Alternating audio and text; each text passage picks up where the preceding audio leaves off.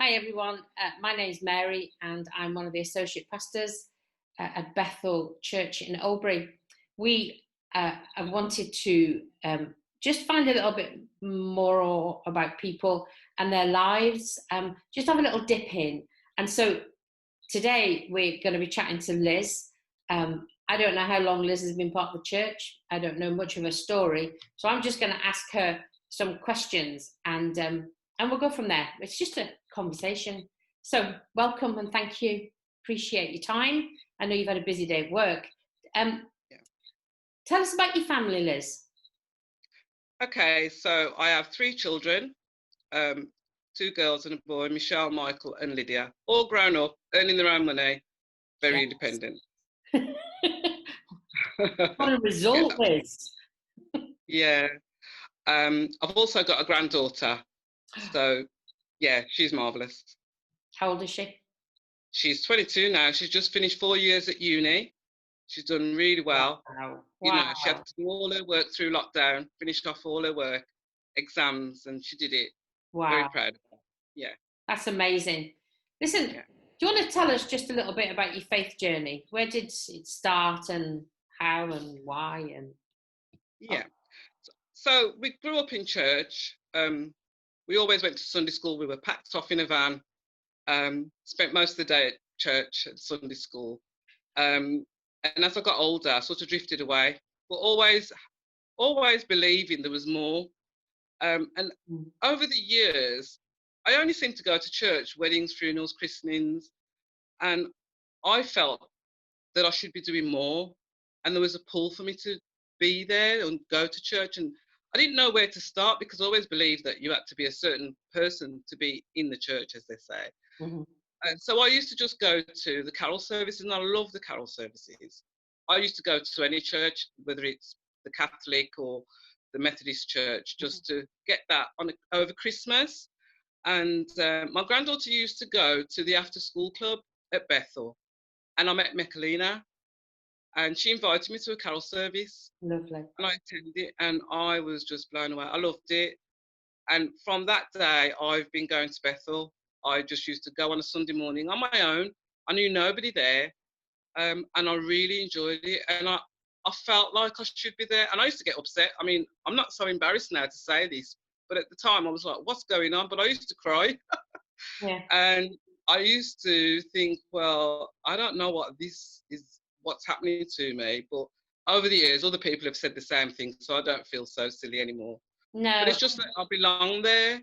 I felt, that's where I should be. that's Yeah, lovely.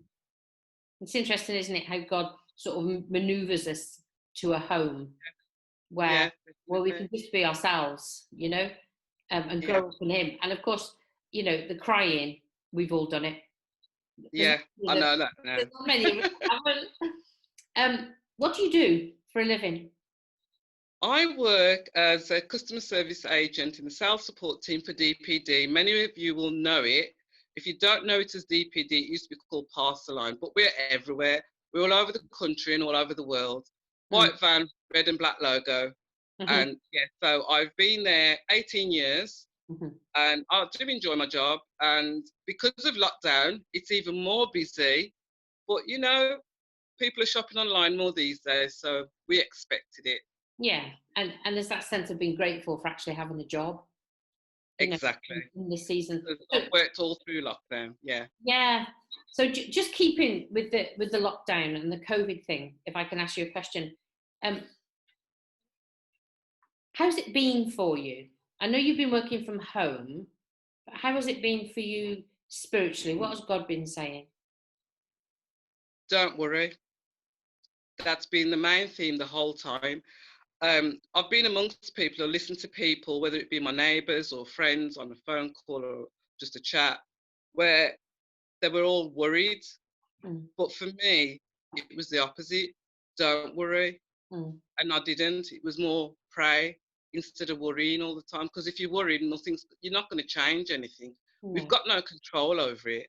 no. And so for me, that was the main thing throughout COVID, being at Yeah, home. and that's excellent, isn't it? Because what is it? God's word says, trust in the Lord with all your heart and lean not on your own understanding, but in all your That's right. ways That's acknowledging. right. And that's about trust, isn't it? Yes, it is. And I think Yeah. it was a great time to put your trust to test, because we don't know where we're going to end up with. You don't know who you're going to bump into, who's got COVID, who hasn't. Yeah, So absolutely. Yeah. being at home, it was better to turn your mind to something more positive, which is what I did. Mm. There was plenty at home to do and plenty of work to do. Of course, I kept always. myself busy that way instead Mm. of focusing on the news and the latest figures. And Yeah. that's how I managed to get through my day. Wow. That's great. Tell me something that we can pray for you for. Not now, but when we're scattered instead of when we're gathered, when we're scattered in our own places, on our own workplaces and homes and stuff. Okay. For my faith to grow even more and better understanding, um, not to just think about my own circumstances, but others as well, far and wide, That's because lovely. there's a lot going on Yeah. in different countries, and that's what I focus on.